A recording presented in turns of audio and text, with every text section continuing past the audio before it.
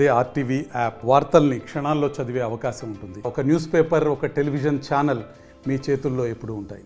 Diet ఛార్జీలు కానీ mess ఛార్జీలు కానీ 40% ఇవాళ మెస్ ఛార్జీలు, అదేవిధంగా కాస్మోటిక్ ఛార్జీలకు సంబంధించి 200% పెంచినటువంటి ఘనత ఇవాళ ఈ ప్రభుత్వం రేవంత్ రెడ్డి గారిది. ఈ రాష్ట్ర చరిత్రలో ఇంతకుముందు ఎవరు చేయని విధంగా మన పిల్లల పట్ల ఒక సానుకూలమైన దృక్పథం, హాస్టల్లో చదివేటువంటి బడుగు బలహీన వర్గాల పిల్లలు, హరిజన గిరిజన పిల్లలు, వాళ్ళకి నాణ్యమైనటువంటి చదువును ఇవ్వాలి, వారికి పౌష్టికమైనటువంటి ఆహారాన్ని అందించాలన్నటువంటి గొప్ప లక్ష్యాన్ని ఇవాళ ముఖ్యమంత్రి గారు నిర్ణయించి ఈరోజు ఈ కార్యక్రమాన్ని రాష్ట్ర వ్యాప్తంగా ప్రారంభించుతున్నామని చెప్పి కూడా మీకు ఈ సందర్భంగా మనం చెప్తున్నాం. నేను ఒక హాస్టల్ విద్యార్థిగా, ఒక హాస్టల్లో చదువుకున్న విద్యార్థిగా, ఒక గిరిజన బిడ్డగా, మీలో ఒక్కనిగా నేను ఇవాళ నిజంగా గర్వపడుతున్నాను. ఇవాళ ఈ పెంచినటువంటి మెస్ ఛార్జీలకు మీ తరఫున, నా తరఫున, మరి మా జాతి తరఫున ఇవాళ ముఖ్యమంత్రి గారికి ప్రత్యేకమైనటువంటి ధన్యవాదాలు, కృతజ్ఞతలు తెలియజేస్తున్నాం. ఇంతవరకు మా పిల్లల యొక్క భోజనాల గురించి కానీ, మా పిల్లల యొక్క వసతుల గురించి కూడా ఆలోచించినటువంటి ప్రభుత్వాలు ఏమి లేవు. మొట్టమొదటిసారిగా బలహీన వర్గాలకు సంబంధించి, గిరిజనులకు సంబంధించి, అదే సోషల్ వెల్ఫేర్కి సంబంధించిన పిల్లల యొక్క మరి వారి భవిష్యత్తు గురించి ఆలోచన ఏకైక ముఖ్యమంత్రి ఇవాళ రేవంత్ రెడ్డి గారు అని చెప్పి ఈ సందర్భంగా మనం చెప్తున్నాం. అందులోనే కొంతమంది నాయకులు ఈ 10 సంవత్సరాల అధికారంలో ఉండి కనీసం హాస్టల్లో నాణ్యమైనటువంటి విద్యను కానీ, మరి పౌష్టికమైనటువంటి ఆహారాన్ని కూడా అందియలేనటువంటి కొంతమంది ఎట్లా రేవంత్ రెడ్డి గారిని బదనాం చేయాలి, ఏ విధంగా రేవంత్ రెడ్డి గారిని ప్రజలలో చిన్నపేరు తేవాలన్న ఒక ఆలోచనతోటి, కొంతమంది కుట్రపూరితమైన ఆలోచన విధానంతో కొన్ని హాస్టళ్లలో చేరి వారికి సంబంధించిన వాళ్ళ గతంలో నియమించినటువంటి కొంతమంది ద్వారా మరి ఈ హాస్టళ్ల పైన బుద్ధ తెచ్చేటువంటి కార్యక్రమం, ముఖ్యమంత్రి గారిని బుద్ధ తెచ్చేటువంటి కార్యక్రమం, ముఖ్యమంత్రి గారికి చెడ్డ పేరు తెచ్చేటువంటి కార్యక్రమాన్ని మనం ప్రారంభించినారు.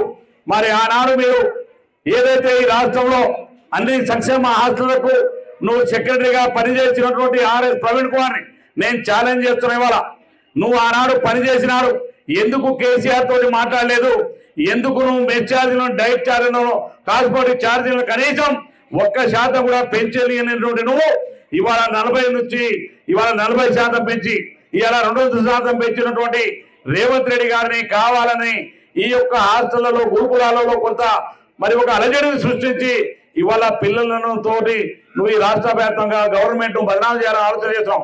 అందుకే ముఖ్యమంత్రి గారిని మొన్న అడిగినా, రేపు శాసనసభలో కూడా అడుగుతా, ముందుగా దీనిపైన సమగ్రమైన విచారణ చేసి ఎవరైతే దీన్ని రెచ్చగొట్టేటువంటి కార్యక్రమం గతంలో పనిచేసినటువంటి వాళ్ళు ఉన్నారో వారిపైన కఠినమైనటువంటి చర్య తీసుకోవాలనే ప్రభుత్వాన్ని ముఖ్యమంత్రి గారిని డిమాండ్ చేస్తామని చెప్పి మరొకసారి మీకు ఈ సందర్భంగా మనం చెప్తున్నాం.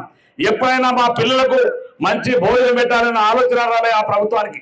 కానీ అలా ఈ ప్రభుత్వం ప్రజాప్రభుత్వం, ఈ పిల్లలు మా పిల్లలనే రేవంత్ రెడ్డి గారు ఈ విధంగా ఇవాళ హాస్టళ్లకు సంబంధించినటువంటి అన్ని ఛార్జీలను పెంచింది ఇవాళ రేవంత్ రెడ్డి గారి నాయకత్వం ఉన్నటువంటి ఈ ప్రభుత్వం అని చెప్పి మరొకసారి మీకు ఈ సందర్భంగా చేస్తూ ఉన్నాం. మా పిల్లలు కానీ, మీ ప్రధాన ఉపాధ్యాయులు కానీ, మీ యొక్క పాఠశాలకు సంబంధించిన అధ్యాపకుల బృందం అందరూ కూడా బ్రహ్మాండంగా మాకు అన్ని వస్తువులు ఉన్నాయి, కానీ మంచినీటి తీవ్రమైన సమస్య ఉన్నది ఆలోచన చేసినారో ఇప్పుడే సంబంధించినటువంటి మా మిషన్ భగీరథ ఏఈ గారు ఇక్కడే ఉన్నారు.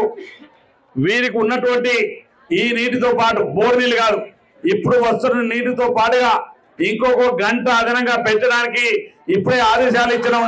రేపటి నుంచి మీకు మిషన్ భగీరథ నీళ్ళు కూడా 1 గంట అదనంగా వచ్చేటువంటి కార్యక్రమాన్ని ఏర్పాటు చేస్తాను. దాంతో పాటుగానే మరి బోర్ బండి ఇప్పుడు సడన్ గా వేద్దాం, మీ అదృష్టం బాగుంటే అది పడాలా, లేకపోతే ఇది పడకపోయినా మరి ఇంకో పాయింట్ చూసుకొని మళ్ళా చెప్పండి, మళ్ళొక్క పాయింట్ కూడా పంపించే కార్యక్రమాన్ని తప్పకుండా చేస్తామని చెప్పి మరొకసారి సందర్భంగా మనం చేస్తా ఉన్నాం. మరి అదేవిధంగా మీరు ఉన్నటువంటి రూమ్లని చూసినా, మీరు వాడుతున్నటువంటి టాయిలెట్స్ అన్ని కూడా చూసినా, టాయిలెట్స్ కూడా నేను కావాలనే చూసినాను. ఎందుకంటే టాయిలెట్స్ అన్ని కూడా ఆడపిల్లలు ఉన్నారు, ఏ స్కూళ్ళలో కానీ ఏ హాస్టల్లో కానీ, గవర్నమెంట్ హాస్టల్ అంటే సరిగ్గా శుభ్రంగా ఉండే ఒక ఆలోచన ఉంది. అందుకని ఆ టాయిలెట్స్ అవన్నీ కూడా చూసి వచ్చినాం, అన్ని కూడా నీట్గా ఉన్నాయి. అదేవిధంగా రోజువారీగా మరి శుభ్రంగా ఉంచేటువంటి కార్యక్రమం మా టీచర్స్ ప్రిన్సిపాల్ గారికి వారి బృందానికి నేను నా రిక్వెస్ట్ ఒకటి, ఈ పిల్లలు మీ పిల్లలు మీ మీ బిడ్డ ఎట్లా ఉంటారో అదే విధంగా వాళ్ళ భవిష్యత్తుని తీర్చిదిద్దవలసినటువంటి బాధ్యత మీ పైన ఉందని చెప్పి మరొకసారి మీకు సందర్భంగా మనజేస్తున్నాను. రోజువారీగా మన పిల్లలకు ఈ మెనూ ప్రకారం ఉదయం టిఫిన్లో కానీ మధ్యాహ్నం భోజనంలో కానీ ఆ మెనూ చూసిన తర్వాత నాకు అనిపించింది నేను నా ముగ్గురు పిల్లల మీద కానీ ఇంత మెనూ ఎప్పుడు పెట్టలేదని చెప్పి నాకు ఆలోచన వచ్చింది. వాళ్ళ మా ఇంట్లోనే మా ఆవిడే ఏదో ఒకటి వండేది, పిల్లలు టిఫిన్ కట్టేది పంపేది.